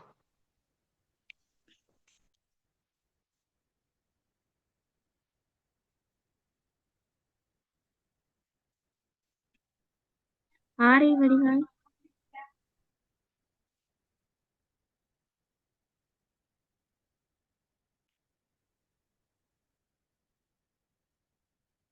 ஆறு வடிகால் அது மேலதான் நீக்கி நான் கேக்குற அந்த பாக்ஸுக்குள்ளுக்கு. நல்லா பாரு.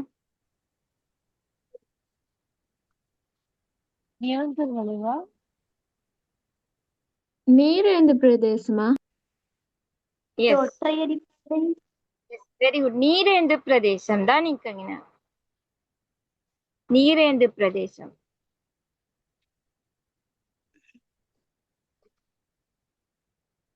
அதே மாதிரி அவடத்துல நிறைய இந்த சமவீர கோடுகள் ஈக்கிறதா எங்களுக்கு அந்த அங்கின ஈக்கிற இடத்து இந்த உயர்நிலமாவும் டிசைட் பண்ணிலும். அங்கின மெயின் நீரேந்து பிரதேசம். ஓகே, ரெண்டும் கண்டுபிடிச்சிட்டீங்க ஒருத்தர், வெரி குட்டா. சரி, அடுத்த கேள்வி போவோம்.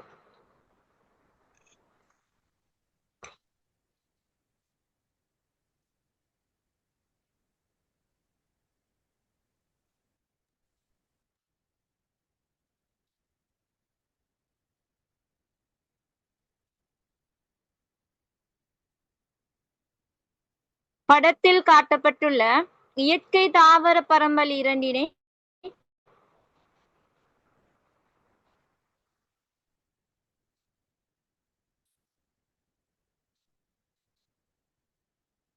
இயற்கை தாவர பரம்பல். தேயிலை, வீட்டுத் தோட்டம். பச்சைக்காடு.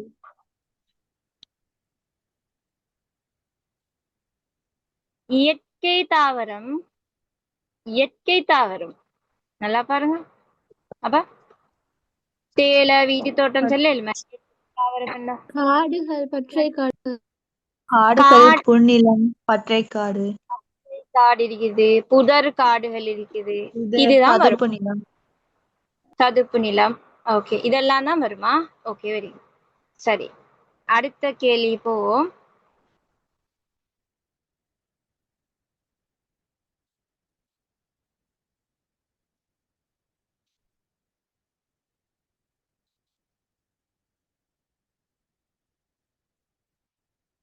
பி 809 வீதியின் நீளத்தை கிலோமீட்டரில் தருக. இதுக்கு வந்து நீங்க என்ன செய்யணும் என்றால், நூல் வச்சு செஞ்சீங்கன்னா சரி. நூல் எடுத்து அந்த வீதி அந்த வீதி வந்து வளைஞ்சு வளைஞ்சு போகும் தானே. அப்ப அத மாதிரி நாங்க நூலையும் வளைச்சு இப்படி அதை வந்து வச்சு அளந்தெடுத்தா சரி. இப்ப கையில எல்லாடையும் நீக்கும் அலைஞ்சு செல்லும் பாப்போம் வீதியிட நீளத்தை.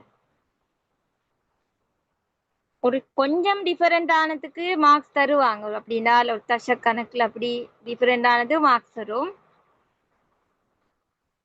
அந்த ஏ வீதி, பி 850 வீதியிட நீளத்தை அளந்து செல்லும் பாப்போம் மொத்தம்.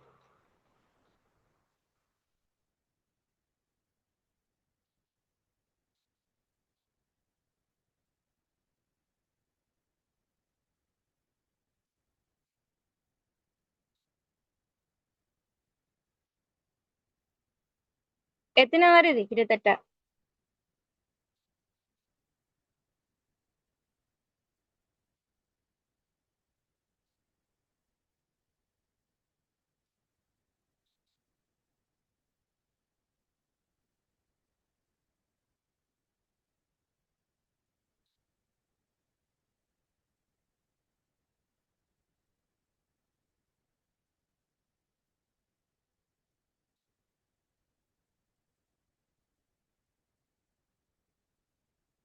இவ்வளவு நேரம் எடுக்கப்படாது. ஒரு எக்ஸாம் ஒன்று போன மாதிரி இருக்கணும், விட குயிக்கா வரணும்.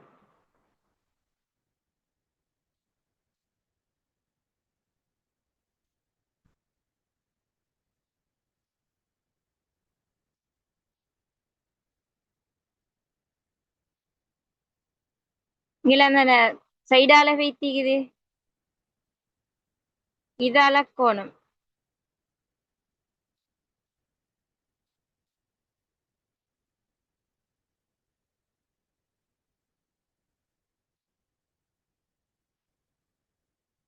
கிட்டத்தட்ட 4 தசம் கணக்குல இருக்கும்.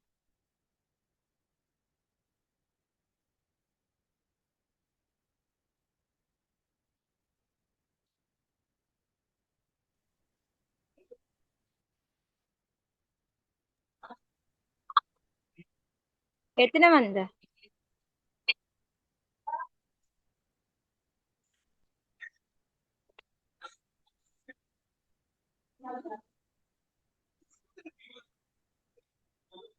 டைம் போகுது. சுதா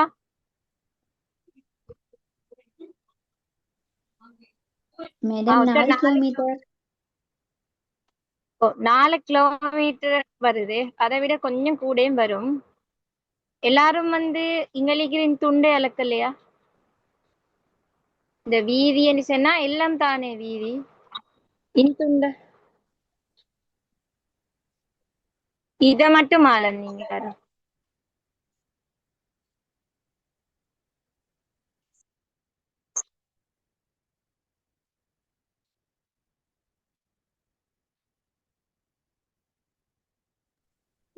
ஓ சரியா, ஒரு 4 கிலோமீட்டர்ல வருது. ஓகே, அப்ப அந்த 4:25 கணக்கு வந்தா நாங்க அதை 4 கிலோமீட்டர்னு கொடுத்தா எங்களுக்கு சரி போடுவாங்களா?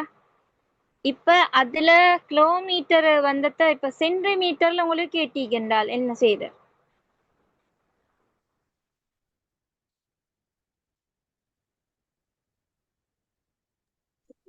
அதுக்கு என்ன செய்யணும் நாங்க? 2ஆல் பெருக்கணும். எஸ், 2ஆல இருக்கணும். இப்ப எப்படி வரும்?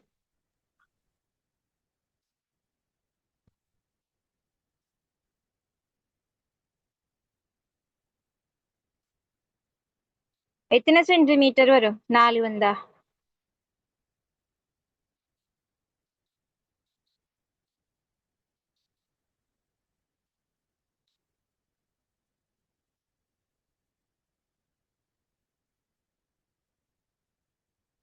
எட்டு சென்டிமீட்டர்னு வரும். அந்த வேலையை செய்யறதுக்கும் மறக்க வேணாம். இப்ப இவருல கிலோமீட்டர்னு தான் கேட்டீங்க. இப்ப நாங்க அப்படி எழுதுற சென்டிமீட்டர்ல கேட்டா பெருக்கி எழுதுங்க. சரி, ஓகே. அடுத்த 4வது கேள்வி, படப்பிரதேசத்தின் வடிகால் அம்சத்தின் முனைப்பான பண்புகள் 2 விவரிக்குக. படப்பிரதேசத்தின் வடிகால் அம்சத்தின் முனைப்பான பண்புகள். வடிகால் அம்சத்தின் அப்ப என்ன குறுக்கு? முனைப்பான பண்புகளை விளக்க சொல்லிக்குது. அப்ப நாங்க நார்மலா என்னென்ன இருக்குது இந்த விஷயங்களை வச்சுதான் எழுதுவோம். ஒண்ணு எங்களுக்கு சொல்லும் பல வகையான வடிகால் அம்சங்களை கொண்டி, அதாவது வடிகால் அம்சங்கள வகையிலா இந்த மியாந்தர் வளைவு, பின்னி ஆரை வடிகால், அலியடைப்பு வடிகால், இப்படியான வடிகால் வடிவங்கள் வடிகால் அம்சங்கள் எல்லாம் இருக்குது. இந்த படத்திட மத்திய அரை பகுதியிலிருந்து தெற்கு நோக்கி பின்னி ஆறுண்டு ஊடறுத்து போறது எங்களுக்கு பார்க்க. அதே போல அந்த படத்திட கிழக்கரை பகுதியிலிருந்து, அதாவது எல் வடிவத்துல அலியடைப்பு வடிகால் ஒன்று கிழக்கு எல்லையின் நடுப்புள்ளியை சென்றடையுது. இதற்கு காரணம் தரை தோற்றத்திட அமைப்பு தான். அதே மாதிரி படத்திட தெற்கு பகுதியில ஆரை வடிகால் பாங்கொண்டு போகுது. ஆகவே இப்படி இந்த மரணிகர் வடிகாலை ஆரை வடிகாலை கொண்டு இப்படி காணப்படுது. இப்படியான வடிகால் அம்சங்கள் இருக்குது, வடிகால் வடிவங்கள் இருக்குது என்ற விஷயத்த வந்து நாங்க குடுக்கலும். அது ஒரு முனைப்பான பண்பு. அது எங்களுக்கு தனியா எடுத்தும் எழுதலும். எப்படி? சிறந்ததொரு ஆரை வடிகால் அம்சத்தை கொண்டது. எப்படி? கிழக்கு கல்பகுதியில் இந்த லொக்கலோயாண்ட இடத்துலையும் மேற்குல வந்து பத்தோயாண்ட பிரதான வடிகால்கள் காணப்படுது. அதாவது இந்த நதியிட 2 மரங்களையும் இருந்து பல கிளை நதிகள் வந்து பிரதான நதியோட இணைவதையும் எங்களுக்கு பார்க்கலும். இப்படி சிறந்தொரு வடிகால் அம்சத்தை இப்படி கொண்டிருக்கிறதுன்னு சொல்லி எங்களுக்கு எழுதலும். அது ஒரு முனைப்பான பண்பு. அடுத்து வந்து எங்களுக்கு குடுக்கலும். வேற என்ன கொடுக்கலாம்? மிக உயர்ந்த நிலப்பிரதேசமாக காணப்படும் பல வகையான இந்த வடிகால் அம்சங்கள் காணப்படுது. அதாவது தரையில வந்து மிக உயர்ந்த நிலம் கொண்ட பிரதேசமா ஐக்கியத்தால அங்க குன்றுகள், கொஞ்சம் மயக்க குன்றுகள், தொடர்கள் இதெல்லாம் அமைஞ்சு காணப்படுகிறது. இப்படி வந்து இருக்கிறதால பல கிளை நதிகள் உருவாவிக்குது. இப்ப இந்த நிலப்பிரதேசத்தோட அமைப்புக்கு ஏற்ற மாதிரி நதிகள் அமைஞ்சிருக்குது. இந்த பிரதான நதிகளால பிரிந்து சென்றிருக்கக்கூடிய பல கிளை ஆறுகள் இந்த ஒடுங்கிய பள்ளத்தாக்கூடாக போகுது. அப்ப இப்படி இந்த விஷயங்கள் எல்லாம் சொல்லி நாங்க எழுதணும். ஓகே, அப்ப வடிகால் அம்சத்தோட முனைப்பான பண்புன்னு கேட்டால் இந்த படத்தில் இருக்கிற வடிகால் அம்சங்களை என்ன ஈக்குது? இது இப்படி இருக்கிறதாலதான், இப்படி தரை தொற்று இப்படி இருக்கிறதாலதான் இந்த வடிகால் அம்சம் ஈக்குது சொல்லி அந்த வடிகால் அம்சம் எப்படி இருக்குது, இப்போ ஒத்தரை பார்த்தா அவங்க எப்படி இருக்காங்கன்னு சொல்ற மாதிரி ஒரு வடிகால் அம்சம் ஒன்று எடுத்து அந்த வடிகால் அம்சம் எங்கின எவ்விடத்தில் இருக்குது என்ற விஷயத்த வந்து நாங்க வச்சு அதுக்குள்ள விளக்கத்தை கொடுக்கணும். ஓகே, இப்ப கிளியரா? வடிகால் அம்சத்த முனைப்பான பண்பு கேட்டா எழுதிடுமா? ஓம் டீச்சர். ஓகே, அடுத்த கேள்வி. படப்பிரதேசத்தில் காணப்படும் வேறுபட்ட இடவிலக்கவியல் தன்மைகளை விளக்குக. ஓகே, இடவிலக்கவியல் கொல என்ன வரும்? இடவிலக்கவியல்னு சொல்றது என்ன விஷயம்? தரை தோற்றம்.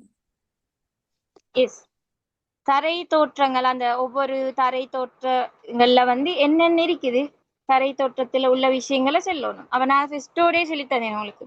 தரை தோற்ற அம்சங்களுக்குள்ள என்னென்ன நீக்கண்டு அதைத்தான் நாங்க எழுதணும். சாய்வு, மேட்டு நிலம், எஸ், சமவெளி, பள்ளத்தாக்கு, சுவடு, சாய்வுகள், மேட்டு நிலங்கள், சுவடு, பள்ளத்தாக்குகள். ஓகே, அப்ப இதை வச்சுதான் நாங்க எழுதுவோம். அப்போ ஒன்று செல்லையிலும் மிக நெருக்கமான சரிவு சாய்வுகள் காணப்படுகிறது.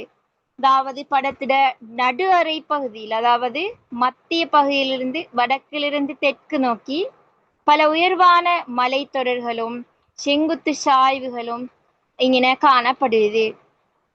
உதாரணமா சொன்னால் அந்த படத்துல வடபகுதியில அந்த 3ல் 1 பகுதியில இந்த சரிவு பாறைகள் இருக்கிறது எங்களுக்கு காணலும்.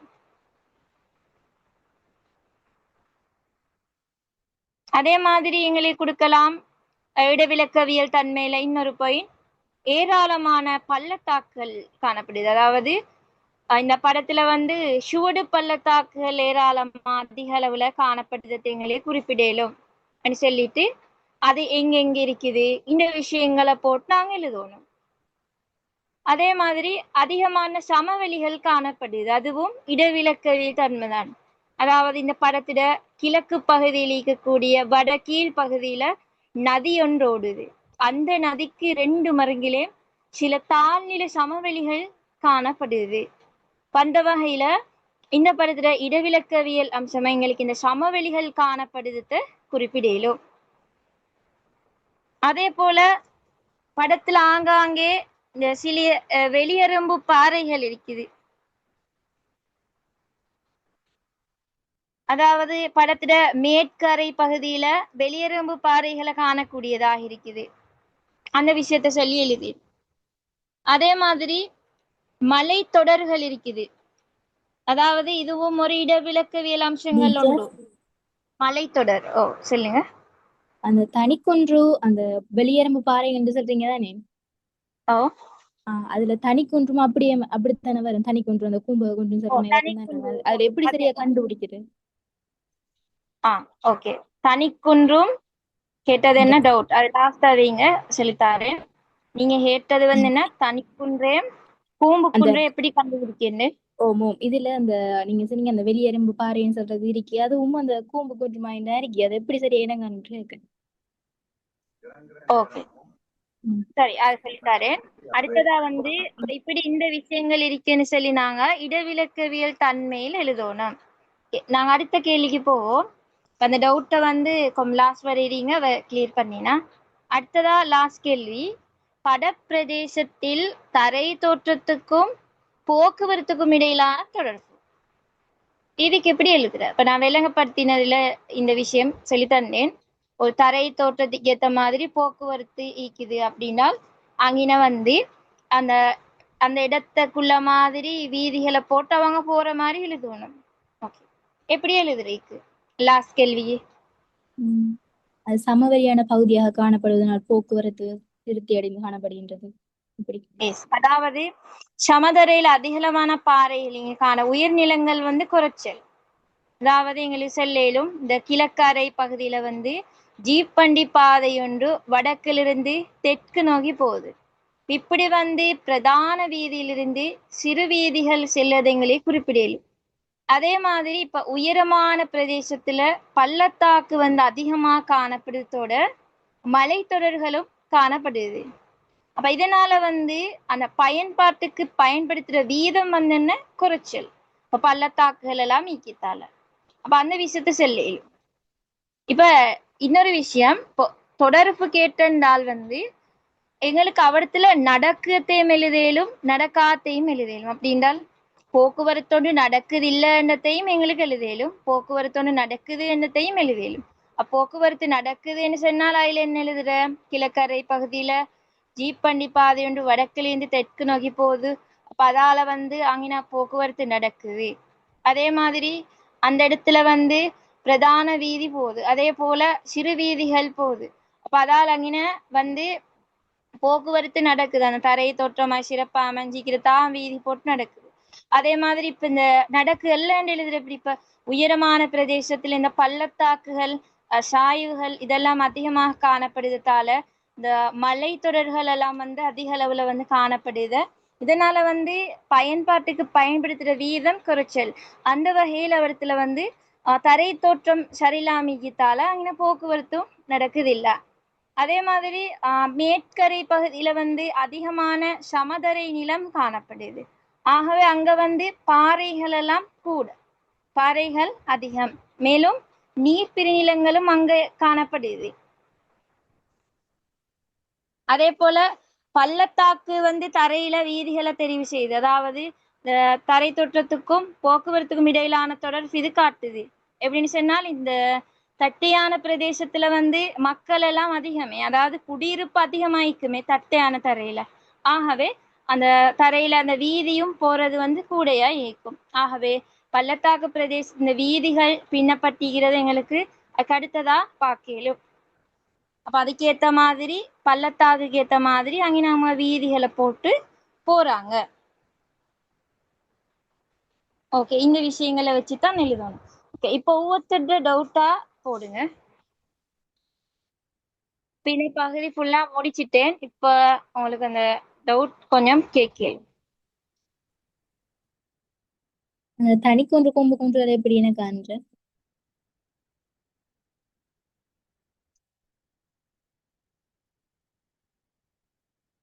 Hello yes, okay. இப்ப இவ்விடத்துல வந்து பார்த்தேன்னு சொன்னால் தனிக்கூன்றுக்கும் பூம்புக்குன்றுக்கும் டிஃபரெண்ட் நான் ஃபர்ஸ்ட்டுக்கு பார்ப்போம்.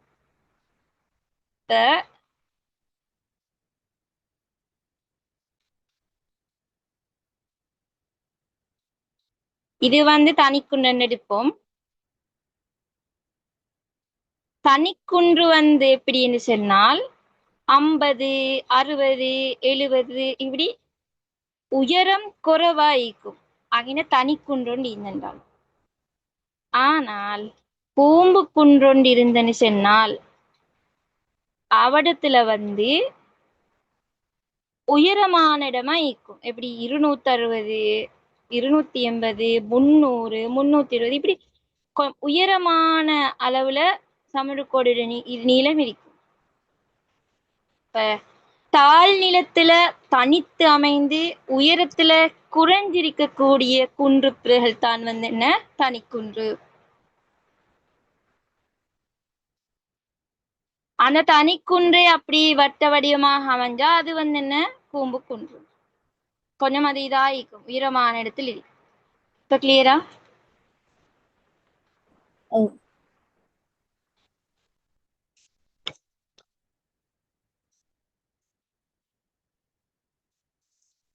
அதான் இந்த இனங்காணல் வந்து இப்போ பெரிய பாடம் நிறைய கையில பயில் நான் தியரியில வந்து அதில் முடிச்சேன்.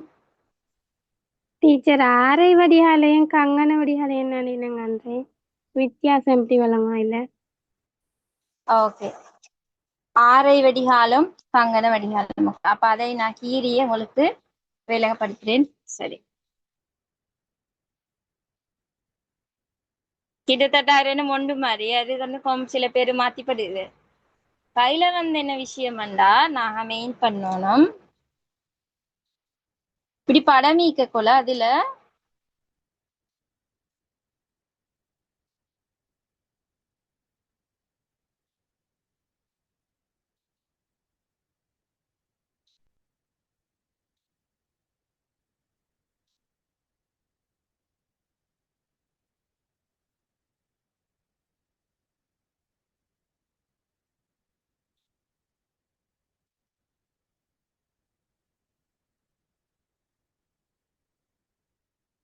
செல்லும் பாப்போம். இதுல இப்ப நான் 2 படங்கி இருக்கே.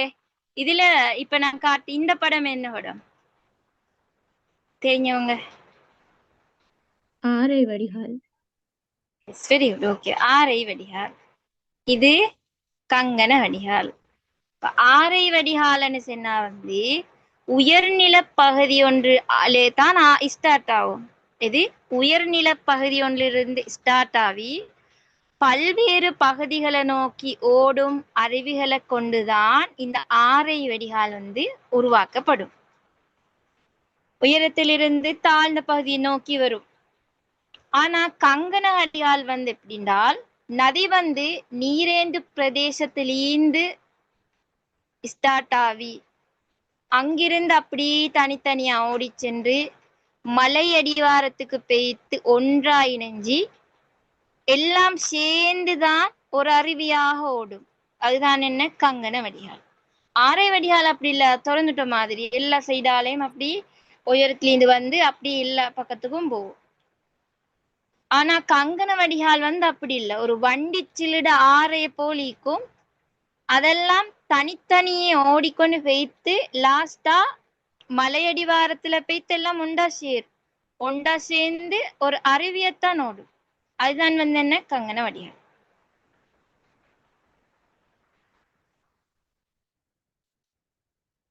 ஓகே, அதே போல இன்னொரு விஷயம், இந்த ப்ராக்டிக்கல் செமினார் நான் 4ஆம் தேதி இப்ப சாட்டர்டே உங்களோட ப்ராக்டிக்கல் 10 டே செமினார் ஸ்டார்ட் ஆகுது. இப்போ அதில் வந்து ஃபுல்லாக கம்ப்ளீட்டாக ப்ராக்டிக்கல் பகுதியோட எக்ஸ்பெக்டட் கொஷின்ஸ், அது மாதிரி மெப் மார்க்கிங் கொஷின்ஸ், அதோட இந்த வரைவு பகுதி, நவீன படவரக்கலை, இதில் எல்லாமே எக்ஸ்பெக்டட் கொஷின்ஸோட ஃபுல் கம்ப்ளீட்டாக ப்ராக்டிக்கல் செஷன் 10 நாளில் முடிக்கிற மாதிரி தான் அந்த செமினார் போகும். இப்படி உங்களுக்கு இந்த ப்ராக்டிக்கல் பகுதியில் தெளிவில்லாதவங்க இருந்திருந்தால் உங்களுக்கு அதில் ஜாயின் ஆகவே.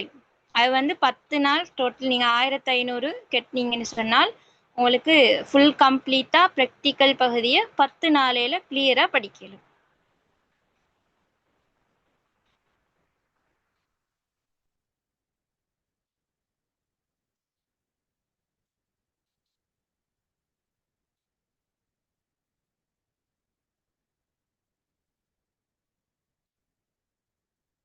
ஓகே, அதோட நிறைய பேர் கேட்ட என்னன்னா இந்த எம்சிக்யூக்கு கிளாஸ் வைக்கிறான்னு சொல்லி.